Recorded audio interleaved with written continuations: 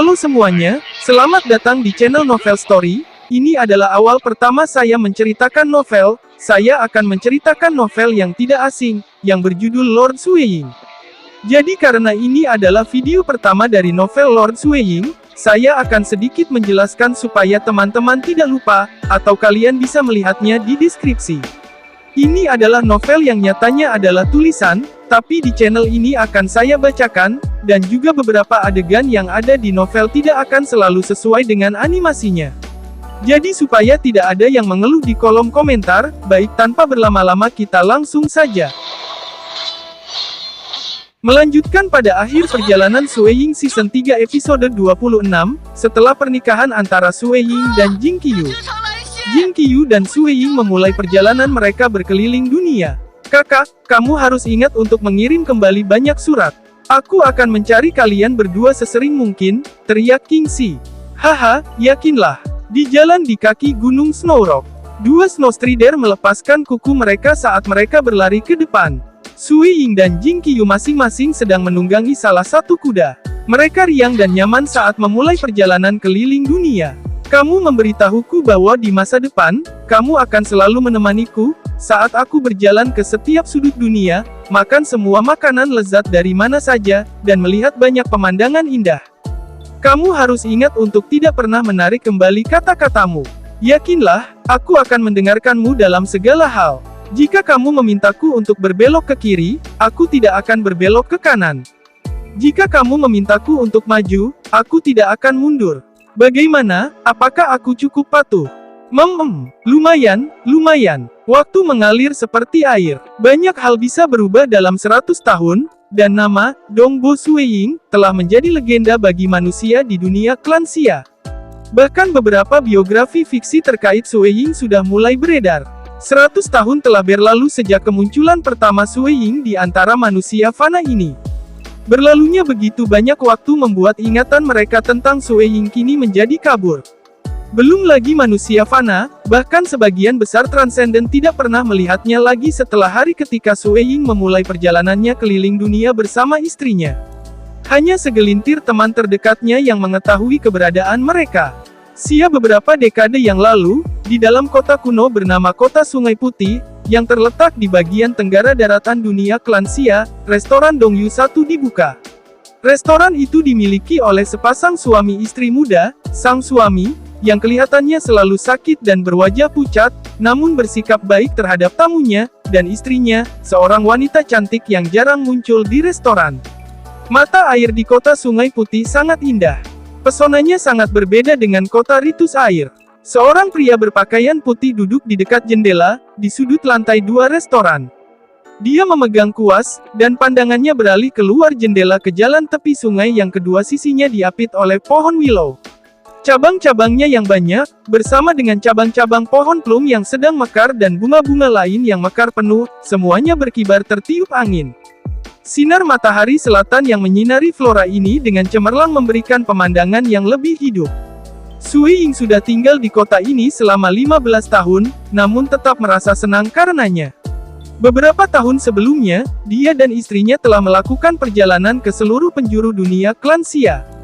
Baik itu kota besar, maupun desa kecil, selama mereka tertarik dengan lokasinya, mereka akan tinggal di sana untuk sementara waktu. Mereka tinggal di dekat oasis, di padang rumput, di puncak gunung atau di pulau, dan mereka telah mencoba makanan lezat yang tak terhitung jumlahnya. Untuk pembukaan restoran, mereka membawa serta 2 koki favorit mereka dan menawarkan kondisi yang menguntungkan. Namun, mereka hampir tidak pernah memasak untuk orang lain selain Suiying dan Jing Qiyu, sedangkan makanan yang disajikan di restoran sebagian besar dimasak oleh murid-murid mereka. Meskipun demikian, restoran tersebut telah meningkatkan reputasinya di Kota Sungai Putih. Musim semi adalah salah satu musim terindah di Kota Sungai Putih. Kita tidak boleh melewatkannya, gumam Suiying. Dengan satu tangan dia menekan selembar kertas, sementara tangan lainnya memegang kuas untuk melukis pohon willow. Sapuannya seperti ayunan pisau, detail dan tepat. Dia tidak melewatkan satu pun area yang lebih bagus, bahkan detail kulit pohon pun terlihat di lukisan itu. Seorang lelaki tua berambut perak mampir untuk melihat lukisan itu. Dia tampak tergila-gila dengan hal itu. Bos, lukisan itu bagus sekali. Bisakah Anda menjualnya kepada saya seharga 10 koin emas?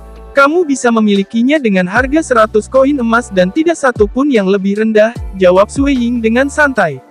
Qiyu tua, berhentilah menggangguku. Apakah kamu tidak tahu peraturanku dalam menjual lukisan? Lukisan kecil seperti ini berharga 100 koin emas, dan aku tidak akan menerima harga yang lebih rendah. Kau bahkan belum menyelesaikannya, gumam lelaki tua berambut perak itu. Kita sudah saling kenal begitu lama, namun harga yang kamu berikan padaku masih setinggi itu. Aku bisa membeli Star Breaking Crossbow atau menyewa sekelompok satria dengan 100 koin emas. Berapa banyak lukisan yang telah kamu jual selama ini? Tahun-tahun ini, saya pikir saya dapat menghitungnya dengan jari saya, namun Anda pasti telah melukis ribuan. Bahkan sebuah karya yang dilukis oleh seniman terkenal dan berbakat hanya akan terjual sekitar 100 hingga 1000 koin emas. Saya bukan pelukis terkenal tapi, Old Qiyu, Anda bisa membeli lukisan ini, atau biarkan saja. Sui Ying menyeringai ke arah lelaki tua ini. Orang tua ini sangat menyukai lukisan Sui Ying. Faktanya, Sui Ying menganggap keahliannya tidak lebih rendah dari master lukis fana. Satu-satunya kendala adalah lukisannya tidak banyak diekspos, sehingga masyarakat tidak mengenalinya atau menilainya terlalu tinggi. Tapi, pada akhirnya, dia melukis hanya untuk bersenang-senang. Selain itu, semua karyanya memuat sebagian pemahamannya tentang tombak. Jika seseorang menguasai ilmu tombak, mereka dapat melihat satu atau dua wawasan dalam lukisan-lukisan ini. Selama berada di sini, dia telah menjual 5 lukisan, satu di antaranya kepada Kepala Istana Chen, satu kepada Tuan Gunung He, dan satu lagi kepada Yuan King. 2 lainnya masing-masing telah dijual kepada ahli tombak dan Tuan Muda Kaya. Tuan Muda ini juga salah satu teman baiknya. Setelah menjadi pemilik sebuah restoran, Sui Ying berkenalan dengan berbagai orang, dan berteman dengan beberapa dari mereka. Qiyu tua ini adalah bagian dari kelompok ini, dan salah satu yang paling pelit pada saat itu. Atau, mungkin harganya terlalu tinggi. Tiba-tiba, Sui Ying mengerang pelan, wajahnya dipenuhi keringat dan tangannya gemetar. Hal ini menyebabkan dia secara tidak sengaja membuat goresan yang tidak perlu pada lukisan itu, sehingga merusaknya. Ah!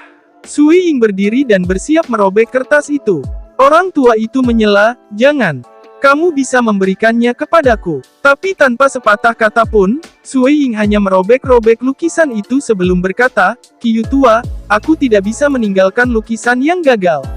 Selain untuk ilmu tombak, juga untuk melukis, ketika seseorang berusaha mencapai kesempurnaan, lebih baik menghancurkan kegagalan daripada mempertahankannya. Qiyu tua menggelengkan kepalanya. Itu benar-benar membuat hati seseorang sakit. Sui Ying hanya tertawa menanggapinya. Dia sudah berencana untuk menghadiahkan salah satu lukisannya kepada Old Qiyu begitu dia pindah dari kota Sungai Putih bersama Jing Qiyu. Namun untuk saat ini, lelaki tua ini harus mengikuti peraturan Sui Ying seperti yang lainnya. Dia hanya akan menerima satu lukisan setelah dia membayar 100 koin emas. Sui Ying berdiri dan berjalan menuju tangga sambil mengerutkan kening. Kemanjuran restorasi 100 pahit telah berkurang. Setelah 100 tahun, kebencian 6 hantu di tubuhnya mulai beradaptasi dengan obat tersebut, perlahan-lahan mengurangi potensinya. Saat ini, efek penindasannya sangat lemah sehingga Sui Ying masih bisa merasakan sakitnya bahkan setelah baru saja menelannya. Hanya dalam 2 jam setelahnya, obatnya akan kehilangan efeknya dan dia harus meminumnya lagi. Dapat dikatakan bahwa Sui Ying kesakitan kapan saja. Setiap kali dia merasakan sakitnya, dia akan terdorong untuk meminum 1 dosis lagi karena, meskipun efeknya lebih rendah, hal itu masih bisa mengurangi rasa sakitnya. Namun Sui Ying berusaha sekuat tenaga untuk menahan desakan itu. Sui Ying merenungkan hal itu, saya sekarang mengerti mengapa kebanyakan orang yang menderita racun ini tidak dapat hidup lebih dari 100 tahun. Akan baik-baik saja jika penyakit ini kambuh sekali saja, tapi menderita penyakit ini malam demi malam, sungguh sulit untuk menahannya. Saya akan mencoba melihatnya sebagai penekan tekad saya.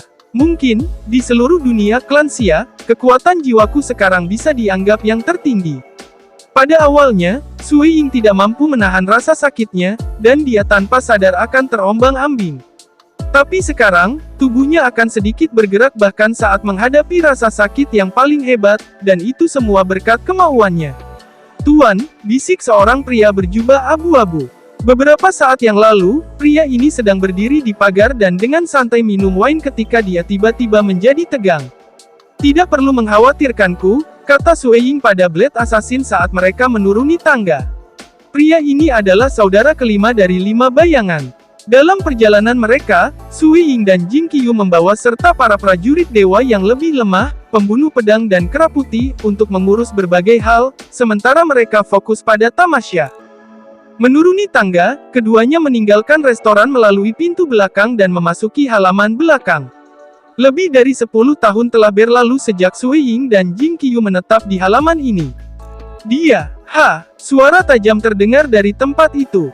Dengan senyuman di wajahnya, Sue Ying memasuki lapangan latihan tempat sekelompok siswa sedang berlatih teknik tombak mereka.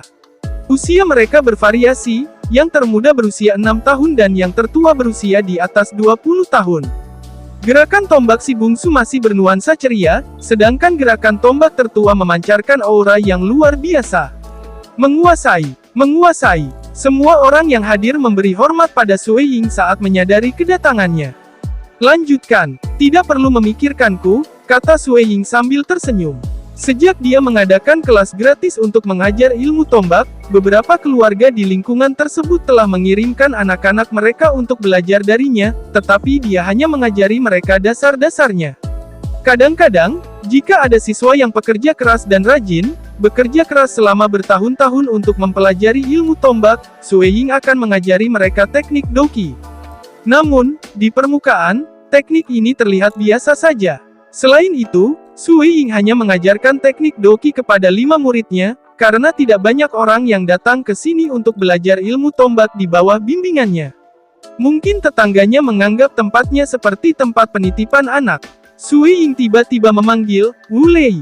Hua, seorang lelaki tua berambut putih langsung muncul di lapangan latihan dan menghampiri Sue Ying. Pria ini adalah kera kabut putih yang telah bertransformasi. Dia tidak hanya bisa berubah menjadi kabut, tetapi berbagai bentuk dan bentuk lainnya. Bentuk manusia adalah yang paling cocok untuk dia ambil selama perjalanan keliling dunia ini. Tuan, lelaki tua itu memberi hormat.